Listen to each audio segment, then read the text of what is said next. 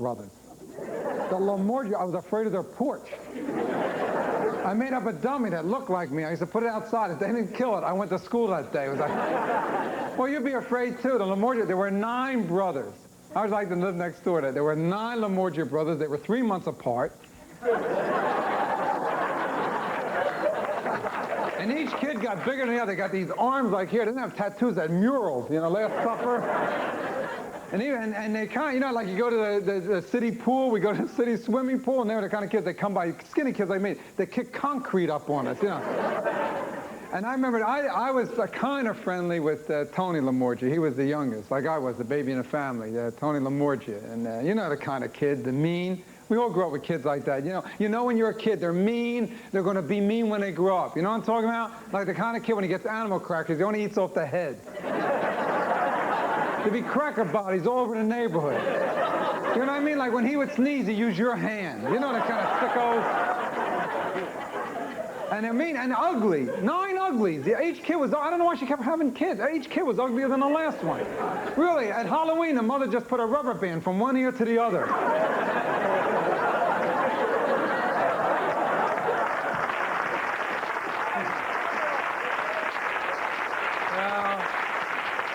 That was the Lamotta brothers, the brothers. Oh, wait, let's not forget, wait a minute, there was a sister.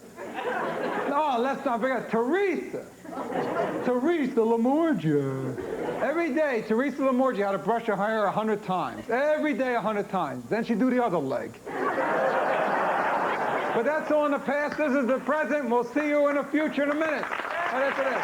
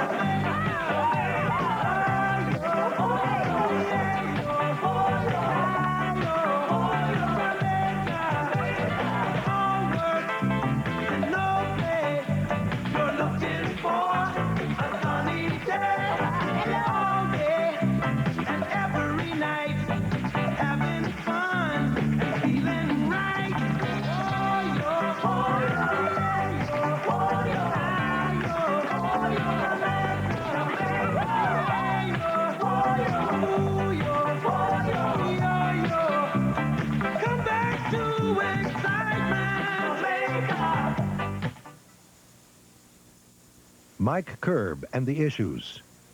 My opponent for Lieutenant Governor continues his negative personal attacks against me, but he won't discuss the real issues.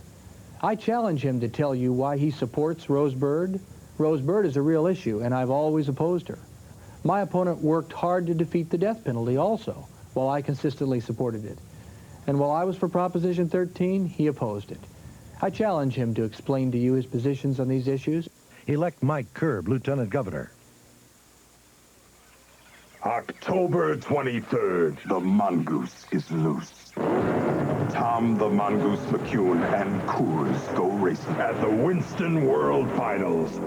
Coors is the one.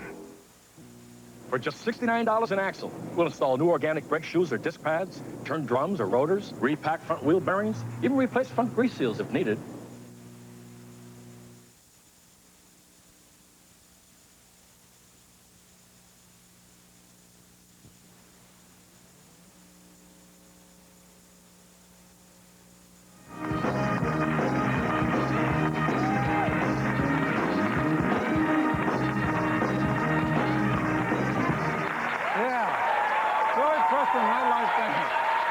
Great, Billy. You know, back in 1979, my first guest was 13 years old. He stood 5'8". He weighed 210 pounds. Somebody came along and put handcuffs on him and took him away. Now, most people today think that those same hands are going to belong to the next heavyweight champ of the world. And let's take a look at those hands today in action. It's going to be a really fascinating contest to see how Richardson attempts to use that advantage in height and reach. Lamotta, of course, A fellow for whom everybody predicts a great future. If they can find some height. sweet overhand right, then taking him out with a vicious left hand. A low right from Young. He's in trouble in both the first and 10th rounds, and now he's in trouble here.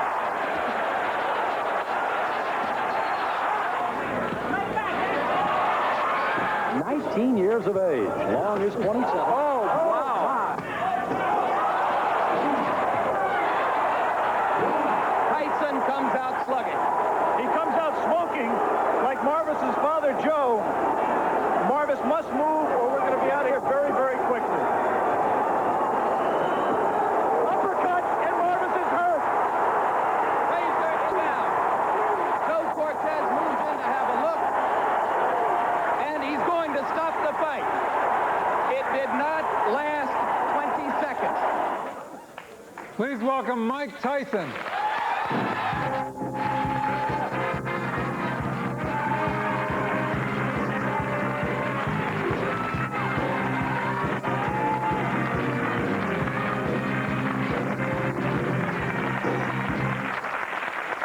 Boy, I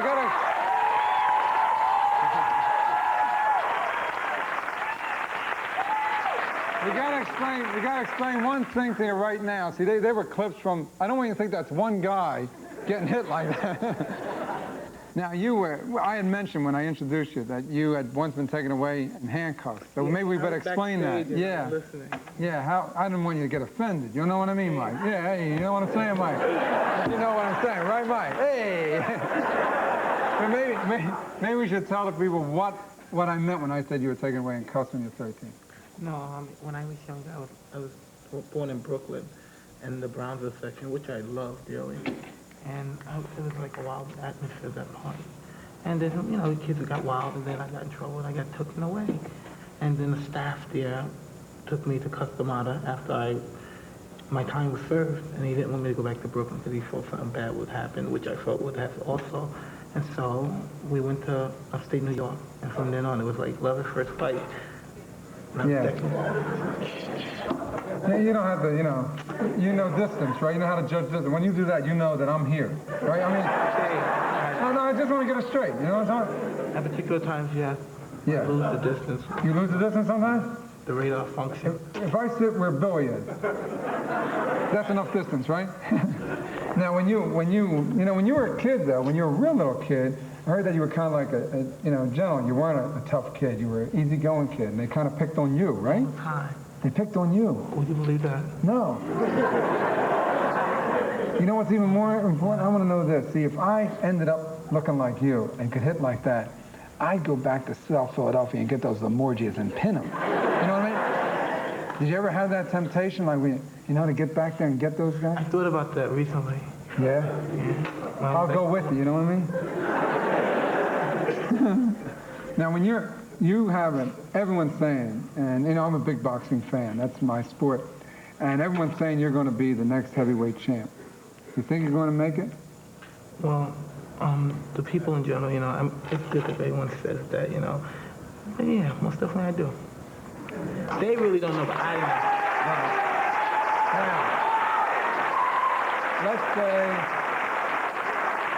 Let's say that means you can go to 15 rounds for that championship. Those last 5 rounds are the champions rounds, right? Yeah. You can do that. You can you're not just like a couple rounds and that's it. You can go the whole distance. Most definitely. I went 10 rounds 3 times. Yeah. So you can go the distance. All right, now let's say you make it, and you're the champ. All right? Now, are you gonna know when to quit? That's a very important thing, man. David, I'm only 20 years old, and quitting is a long way. Yeah, I'm not trying to say you should quit before you get it. A lot of guys stay in it too long. You know what I'm saying? You don't want to stay in too long. You want to walk out of there with your mind and your money. Yeah. Both things, right? Yes, it's true. So you're going to know that. I mean, huh? 10 years from now, ask me that question. You think I'll be on your show 10 years from now? If I got a show, you'll be on it. Okay.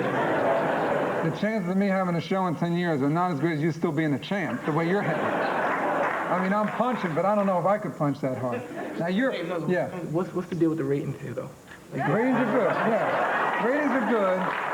Ratings are good, but if you want to go out and kick some butt to get bigger ratings, I'll let you go. You know what I mean? I mean, we can go on tour and you can go in and talk to the station managers and say, put on a better time, you know? I'll back you up. Now, I know a little bit. Now, you're a historian of study, Bob. You watch films, right? A little, yeah. You know who Daniel Mendoza was? Yeah. You do? Yeah, Daniel Mendoza. Now, what do you know about Daniel Mendoza? Daniel, wait a minute, what are you doing? Daniel Mendoza was a Sephardic Jew who lived in England, and in 1790, he was the first guy. Before that, they used to bang each other. You know about him? Yeah, he was a Jewish. He had Jewish. Yeah, we know every Jew ever lived. You know what I mean? We like it's Jewish history. You know what I mean? We know it. Now he was the first guy to box. Before that, they just came out and hit each other. He was the first guy to get the art of boxing, weaving, and ducking, right? Well, not really. Daniel Mendoza, he more or less started the boxing like on a stage, and he went all around the countries and sites boxing on the stage. Well, he's Jewish. He's going to make money. What do you think he's going to get his head beat in? No, I'm saying, he made money. Made a show business. He had girls coming out way before Don King thought of it. Man, that's a show biz. Now, one of the big fights you like to watch, one of the guys you like to watch is going to be our guest tonight, and that's the man who really could hit like he could hit. Right, Jake LaMotta. You've seen it, Jake LaMotta and Robinson. They fought 6 times. A lot of his films. It's not. We're going to bring him out here, and we're all going to sit around and talk some boxing right after we take care of this message. That's all right with you, right?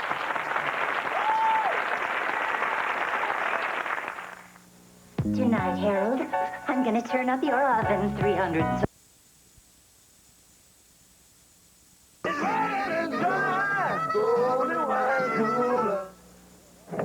In Washington, despite an overwhelming vote by the United States Senate to impose a death penalty for Okay. We're here with Mike Tyson. Now, my next guest was one of the most colorful and deadly men ever to step in a boxing ring. He hit like a truck, and he could take being hit by a truck. He's known as a raging bull. Please welcome the former middleweight champion of the world, Jake LaMotta.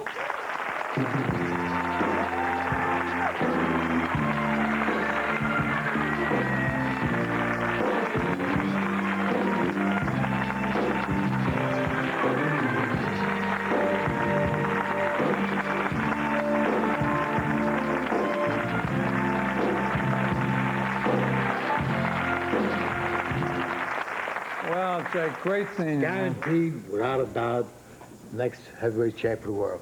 Yeah. What do you... And if he doesn't do the right thing, I'll give him a beating. What do you think of his style? What do you think of him in the ring? Well, the way I understand, Cuss had him fight similar to my style. See, I always fought big guys. He's going to keep on fighting big guys all his life. And he kept him going inside. Now, you figure the advantage is for a big guy, but it's wrong.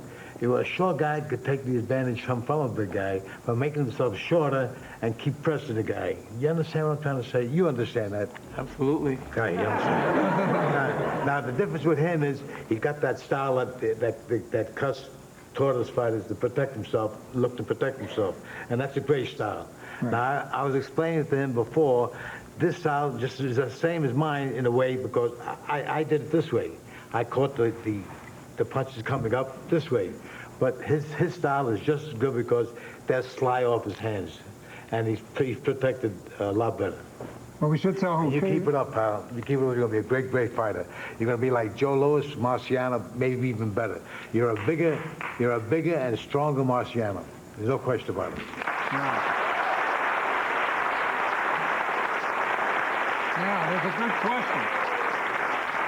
I don't think anybody could take the punches and survive the way you used to do in the ring. I mean, you took more punches and deadly punches and stayed on your feet like Robinson never. Look, it looked like I did, but I was fast enough to ride with my punches.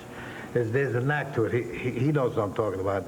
When you catch a hard ball, you move with the ball, and it takes the power away. Right. I had the reflexes to really move with my punches. And I didn't get hit as much as, otherwise I wouldn't be speaking coherently to you right now. That's true. Now, what about... God gets me with a hard head. When I first started fighting, my brain was crooked. Yeah. And after all the punches I got, straightened it right out.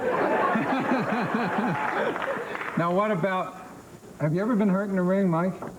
Have you ever been hurt? Never hurt. In the gym, when I was younger fighting, I've gotten hurt during the learning. Because I was at the Sugar Ray and Tommy Hearns fight, you know, in Vegas. And when Tommy Hearns got hurt, when Tommy Hearns, right, you were there. When Tommy Hearns got hurt, he really like, he's a great fighter. He'd never been hurt. He didn't know what happened to him. I don't think. He was hurt with Sugar Ray Leonard. Yeah, right. He didn't know what happened, right? So do you think you can say, like, if you ever get hurt, I don't know how a guy like you gets hurt, but if you ever... These things, objective totally is, boxing is to hit and not get hit. And at some time in this stage, you get hit with punches. And the best is to take them as best as possible. But the best objective, like I say, is not to get hit. And that's what I do. I don't get hit. For a big, powerful, strong guy, you got such a sensitive, sweet voice. Thank you. It doesn't fit your personality.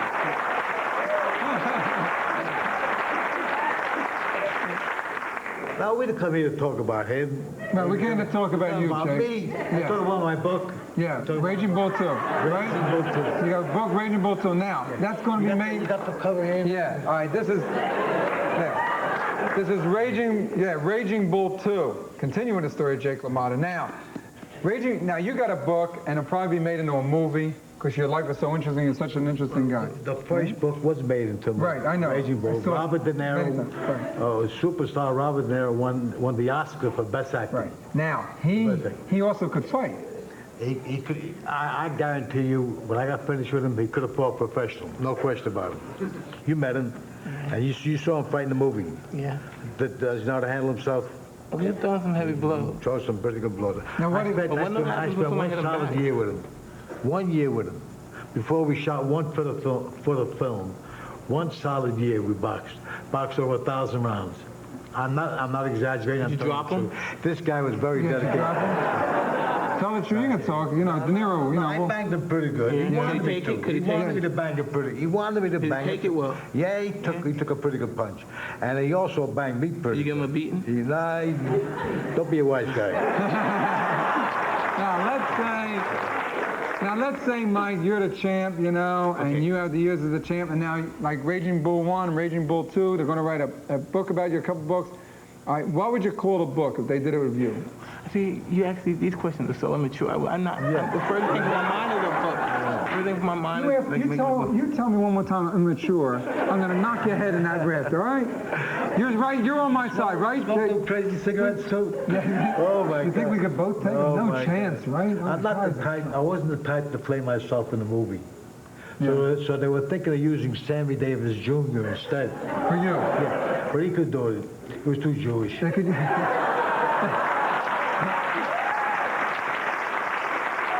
could use for Mike. They could use Marvin Hamlish to play Mike. Only kidding, Mike. You know what I mean? Only a joke. Now, he becomes the champ, right? Let's say he becomes a champ, like you were the champ. What advice did you give him? He's the champ now. Well, I gave him advice a few months ago. I boxed an exhibition with Rocky Graziano for retarded kids, and felt for him. And he came back in the dressing room, and he still remembers. I said, the only best advice I can give you is keep yourself busy and make believe you're in jail for a couple of years. Make believe you're in jail for a couple of years. Oh, in other words, just abstain from all of life and dedicate yourself. Stay away from all the garbage out there. Yeah. There's a lot of garbage out there. Oh, yeah. Well, why do women have to be garbage, though? I know, but unfortunately, guys like you and I, we attract garbage. But every once in a while, every once in a while, something beautiful comes into our lives, and we have to see. Now, it took me a long time to finally find. I have been married 6 times. I finally found the right girl. I finally found, and you know something? I got it right this time. I got it right this time. Her name is Teresa. She's sitting out there somewhere. I don't know where she's sitting. So Teresa and I are very compatible. Every night when we go to bed, we both get headaches at the same time. Funny too, you know what I mean? You could take my place. I could never take his. I'm going to Canada tomorrow. I'm doing a club day up in Toronto. I'm getting up early in the morning. I do stand-up comedy, you know that. Yeah. You also, I don't know if you realize this, but I also lived in South Philly. I know you lived in Philadelphia, bro. They still talk about it. Yeah, yeah. That's how I learned how to fight there in South Philly. Yeah, I learned how to run. Same place. Same place. I lived there for about 4 or 5 years. It's like living in a place for 20 years. It's a great neighborhood. Yeah. A lot of tough guys down there. I even did a club date at, what's his name? Palumbo. Palumbo. They're still talking about it, Jake. We'll be back right after this.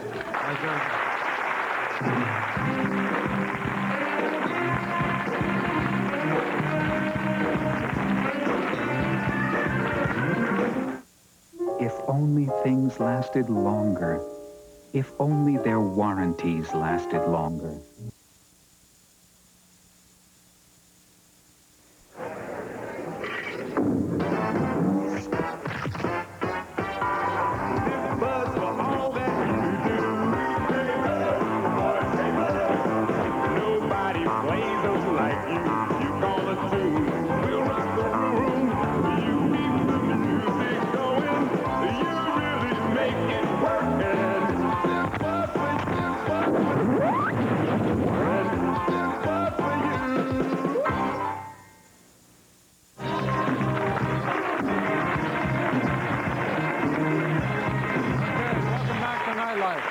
You know, what we have here, you have here a former champ and you have a future champ, but what you really have, you have two terrific guys. And that's the main thing. Thank you very much. See you. Good night.